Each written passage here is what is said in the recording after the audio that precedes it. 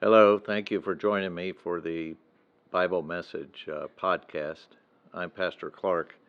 Glad you could join me. We're in Genesis chapter 27. We've been seeing the beginnings of everything and the beginning of God's redemption program through working through a man and his family, his descendants, and then uh, leading to the birth of the Messiah, Jesus Christ, some 2,000 years later. So these promises are amazing, and they began to be fulfilled in their lives, but they didn't really see much else. They saw God's faithfulness to them personally, but the major promises would come in later generations. So faithfulness in walking with the Lord is often we don't see a lot, but we see enough to keep trusting Him and obeying Him. So we're in the life of Isaac, and he's one of the the four leaders in Genesis. We've gone through the life of Abraham, and now we're in the life of Isaac. The thing about Isaac is that he was rather passive, even complacent at times, but he was a man of faith, so there were a number of victories in faith for him. And his life is actually defined by two outworkings of his faith. So his faith continues all the way through, and an important parallel would be the Apostle Peter. You remember he was outspoken during the earthly ministry of Christ, and he was very bold, and he wanted to show that he was courageous, but he was weaker than he thought, and so he denied Christ 3 times. And what Christ said about him is that he would deny him, but that he would be praying that his faith would continue through all that. And it did, because Peter was later forgiven and then used by God in a great way to be the leading apostle at the founding of the church. So it's just amazing to see how God uses each of us with whatever uh, gifts, whatever strengths, whatever abilities He's given us, but also in that whole mix are our weaknesses and our failures, and that God is faithful in fulfilling His promises, even though He's working with sinners like you and me, and like Isaac, and like Peter. So Isaac was a passive man of faith. He was complacent at times. He was Abraham's son and heir, and his faith is clearly shown in the Bible accounts, but his faults are also clearly shown. And this reveals God's grace again. God was gracious to Abraham with his failures. Now with Isaac, He's faithful with us in spite of our failures and our faults. God is gracious. He forgives. That's exactly why Christ came, to die for our sins, so we could have that forgiveness. But it's also uh, noteworthy to see how Isaac's life was actually overshadowed by people around him. So it's he was faithful, but he doesn't really stand up to or match the status of his father. Abraham's faith is one of the towering examples of trusting the Lord uh, for His promises. And it's very difficult to follow a father that's been a great example or a great leader. Much of the time, the sons and daughters just don't match up. Sometimes they do, and we're glad for that. But the life of Isaac was one of a passive, peaceable character, but that's what was a weakness for him. He was actually outmaneuvered by his wife, by his son, and by uh, those people in his life. And his faults really go back to this passivity, and there is a corresponding dullness of perception that happens when someone is kind of complacent in their Christian life. if you look at 2 Peter 1, some commands there that Peter gives is basically get busy growing in Christ. If you aren't following up your saving faith with growing in Christ-like character, then one of the consequences are you become more dull-witted spiritually, and you miss things. And you could even get to the point that you're not even sure about your salvation. Isaac wasn't at that point, but he was kind of not perceiving things. And it's interesting that later in life, his blindness, physical blindness, was an illustration of his spiritual lack of perception about some things. So his faithfulness was in a very plain, vanilla, and ordinary way, but it was who God worked through to fulfill his promises. So God certainly does use ordinary people. He does use people who are seriously flawed. But if they're trusting him and he is faithful to forgive them, then he can use them. We'll see that with Isaac. I just want to go through some things in his life that show God working in him. So God fulfills his promise through the faith of Isaac in spite of the problems brought on by his passive faith. So Isaac's life is defined by two outworkings of his faith. In God's program, it's a faith that fulfills the promise. We saw that with Isaac submitting to Abraham at the time that God told Abraham to sacrifice Isaac, knowing that he would provide a substitute, but Isaac was cooperating with him and showing his faith and his trust in the Lord too. His fellowship with the Lord is seen in several places where he's meditating and he's praying. And the one time that he's praying is just before Rebekah is brought to him as his wife. And we see some of his wisdom in the things he does with dealing with other people. And his blessing passed on to Jacob and Esau, it showed an understanding of what God's promise was. Even though he had failed in some ways, he came around to line up with what God's program and God's ways were. But his passivity is showing how his faith faltered at times, so that he ended up not shining quite so bright. It's very difficult to outshine Abraham, so he was overshadowed with him. Abraham lived, while Abraham was living, he lived until Esau and Jacob were about 15 years old. So not only did Abraham live until Isaac was about 60 when these two boys were born, but also for another 15 years. So Abraham was, while he was living, and then after he died, the tensions between Esau and Jacob, and then Jacob's life actually dominates in the biblical record, and Isaac is in the background.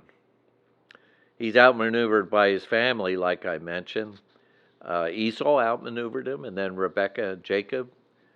And then he's overshadowed by Jacob at the birth of the children, because Jacob was pushing out, but Esau came out first. And then the birthright. The birthright issue was Jacob taking an initiative to trick Esau into surrendering the birthright instead of waiting on the Lord and waiting on his father to get in step with what the Lord wanted, because the Lord had predicted that Jacob would be the one who would be the one through whom the promise would be continued. So Jacob and Rebekah knew this, but they maneuvered with the birthright, and then um, Esau gave it up because of his own sinfulness, his own lifestyle of worldliness. So then at the blessing, we're going to see where the same kind of thing happens. Everyone is at fault in this, and what Jacob and Rebekah are trying to do is they know what God's program is supposed to be through Jacob, but they decide to do it in their own way. And what it does is it ends up creating further problems in the family. We're going to see that when we look at chapter 27 the next time. Now, even in the rest of Isaac's life, Jacob dominates. The whole story after this, after Jacob goes to Haran and goes to eventually marry and then comes back, it's only Isaac's death that is mentioned. And it just shows how Isaac kind of fades into the background, and Jacob is predominant even for this long a time. Interesting enough, Rebekah is not even mentioned until in chapter 49, when Jacob is relating some things. He mentions that Rebekah is buried with the family in the family plot. The sad thing with Esau is that he allows his natural desires to dominate in his life. That's why in Hebrews 12:16 it calls him a profane person. That is a very common person who takes things that are important and either ignores them or just brings them down to just a plain earthly existence. And that's what profane means. It means it takes something that's otherwise good and just consider it to be of no importance. He had no regard for what God's desires were in his life, and we'll see that even more as we go through these stories in the Bible so that we can learn something about it. There's a number of kinds of complacency that we ought to be aware of, and sometimes a person who is quiet or reserved or steps back at times is just being wise, but much of the time we need to be honest if we're really being too complacent and too passive in our walk of faith with the Lord. You know, there's the belligerent kind of complacency, is this resisting being involved in the Lord's work, being something of an obstructionist, of not participating, not answering questions, and just blame shifting, accusing others. And that's often used to just cover up yourself. And this is used in politics a lot too, but it's really bad when it's a Christian that ought to be more open and forthright about things. The root of it all is really a self-centeredness, only thinking about yourself moment by moment, day by day, instead of including others, especially family, because that's how it impacted Isaac's family. It impacts the family when someone is not really moving ahead with fulfilling their responsibilities to the Lord, first of all, but to their family. The belligerent kind just actively resists involvement. There's a quiet kind of complacency where there's just little or no outward resistance. Person seems nice, but there's no reliability about spiritual things. Often the excuse is that they just forget. And they may just forget because their mind is not set on what honors God, but just what they're doing. And many of it would be good things. It's sad to note that so many Christians today are involved in a lot of good things in the community, activities with their kids, with their family at times, and then also even politically and in public affairs. But they're neglecting and complacent about their own spiritual walk.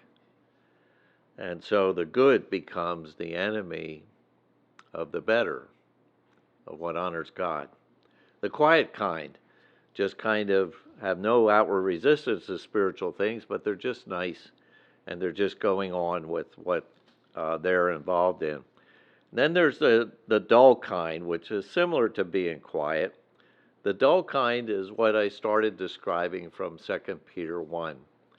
If you neglect growing and taking steps to grow in the grace and knowledge of Jesus Christ, and you're just neglecting that or disobeying that growth that the Lord wants every believer to have, you can become less discerning spiritually.